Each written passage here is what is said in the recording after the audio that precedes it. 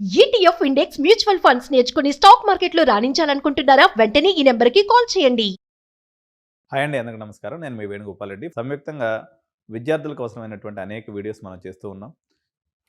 దాదాపు 2 నెలల నుంచి యునైటెడ్ స్టేట్స్ ఆఫ్ అమెరికా యుఎస్ఏలో జరుగుతున్నటువంటి H1B వీసాల ఇష్యూ కొంచెం సద్దుమణిగింది. అట్లా వాళ్ళు ఏదో కొంచెం అటు ఇటు ఉన్నారనగానే ఇప్పుడు మరొక కొత్త ఇష్యూ అక్కడ రావడం జరిగింది. ఈ ఇష్యూ పేరే ఓపీటీ. ఓపీటీ అంటే ఏంటంటే ఆప్షనల్ ప్రాక్టికల్ ట్రైనింగ్ ప్రోగ్రామ్ అనమాట. సో ఇది ఇంటర్నేషనల్ స్టూడెంట్స్ ఎవరైతే అక్కడ చదువుతుంటారో వాళ్ళకి హెల్ప్ చేయడం కోసము ఈ యొక్క ప్రోగ్రామ్ అనేది నిర్దేశించబడింది అనమాట. సో దీని మీద మాగా మూమెంట్ ఎవరైతే మేక్ అమెరికా గ్రేట్ అగైన్ అని ఎవరైతే మూమెంట్ చేస్తున్నారో వాళ్ళందరూ కూడా వీళ్ళంతా వైట్స్ డొనాల్డ్ ట్రంప్ యొక్క సపోర్టర్స్ అనమాట. ఈ సపోర్టర్స్ అందరూ కూడా ఈ ఓపీటీ ప్రోగ్రాం వల్ల వాళ్ళ యొక్క ఉపాధి దెబ్బతింటుంది అనేది వాళ్ళ యొక్క అభియోగం.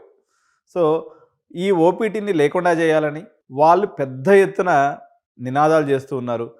సపోర్ట్ పాయింట్ ఆఫ్ వ్యూలో మనం తీసుకున్నప్పుడు 65% అమెరికన్స్ ఇటు H1B వీసా మీద కానీ అదేవిధంగా ఆప్షనల్ ప్రాక్టికల్ ట్రైనింగ్ ఓపీటీ మీద కానీ వాళ్ళు వ్యతిరేకంగా ఉన్నారు. కేవలం ఒక 20-25% మంది మాత్రమే దీనికి ఓకే అనేటువంటి పరిస్థితి అక్కడ ఉందన్నమాట.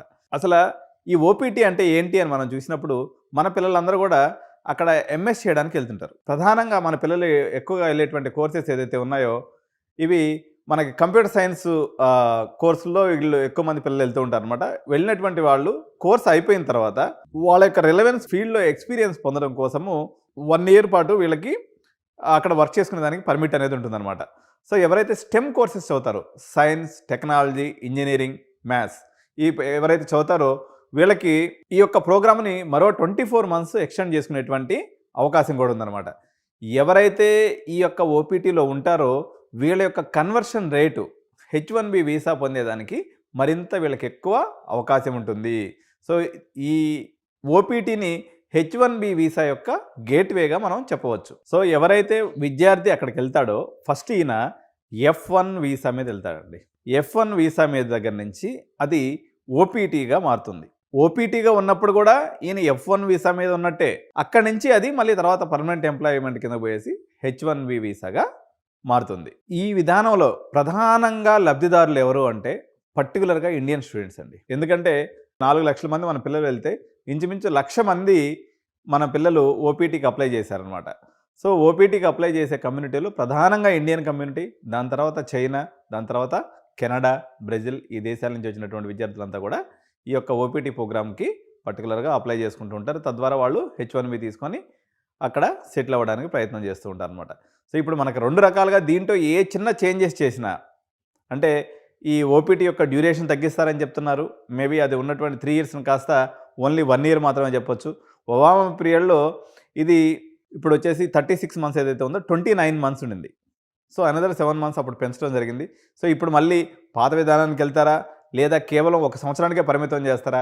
ఇది ఏది చేసినప్పుడు కూడా ఓవరాల్గా మన యొక్క డాలర్ డ్రీమ్స్ మొత్తం కరిగిపోయినట్టే. ఎందుకంటే ప్రధానంగా మనం 40 నుంచి 50 లక్షల రూపాయలు ఇన్వెస్ట్ చేసి యుఎస్కి వెళ్తున్నాం అన్నట్లయితే దాని యొక్క ప్రధాన ఉద్దేశం ఏంటంటే ఈ 2 yearsలో ఎవరైనా మనకి యుఎస్ చేసే పన్ను ఏంటి అంటే 1 year ఫీజు కట్టేసుకుంటారు, బ్యాంక్ గ్యారెంటీ చూపించేసుకుంటారు, అక్కడికి వెళ్ళేసి పార్ట్ టైంలు చేసుకుంటూ ఫీజు కట్టుకుంటూ ఓపీటీలో వచ్చిన డబ్బులతో ఇంకా మిగిలిచి ఇంటికి కూడా పంపిస్తూ ఉంటారు అనమాట. అయితే ఇప్పుడు పరిస్థితులు బాగాలేవు, అక్కడ కూడా పార్ట్ టైం దొరకట్లేదు, ఇబ్బంది ఉంది. కానీ నేను 3 years బ్యాక్ లేకపోతే కోవిడ్కి ముందు సిచ్యువేషన్ కానీ చూసుకున్నప్పుడు పార్ట్ టైం వాళ్ళకి కంఫర్టబుల్గా దొరికేది. వీక్లీ 20 hours పాటు వీళ్ళు పని చేసుకునే అవకాశం ఉండేది కాబట్టి కంఫర్టబుల్గా వీళ్ళు వర్క్ చేసుకునే వాళ్ళు ఓపీటీలో ఉన్నప్పుడు వీళ్ళు ఫుల్ టైం కూడా వర్క్ చేసుకోవచ్చు అన్నట్టు. సో ఈ మొత్తం ఈ యొక్క వీసాలకు సంబంధించి F1 వీసా అనుకోండి, లేకపోతే ఓపీటీ కానివ్వండి, లేకపోతే H1B వీసాలకు సంబంధించినటువంటి యుఎస్లో దీన్ని ఏదైతే డిపార్ట్మెంట్ చూస్తుందో వీళ్ళని United states citizenship and immigration services అని అంటారు. దీన్నే షార్ట్ ఫామ్లో USCIS అనే పదంతో పిలుస్తారండి. ఇది గుర్తుపెట్టుకోండి, USCIS.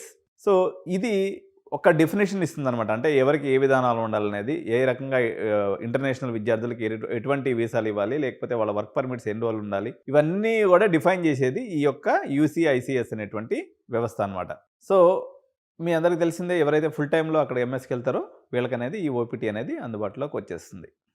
ఒక అకాడమిక్ ఇయర్ కానీ ఉన్నట్లయితే వీళ్ళకి ఓపీడీ మీదకి వస్తారు. 2 అకాడమిక్ ఇయర్స్ ఉన్నట్లయితే మొత్తం 3 ఇయర్స్ వీళ్ళకి ఓపీడీ అనేది వచ్చేస్తుందనమాట. సో దీంట్లో ఓపీడీలో కూడా 2 రకాలు ఉంటాయండి.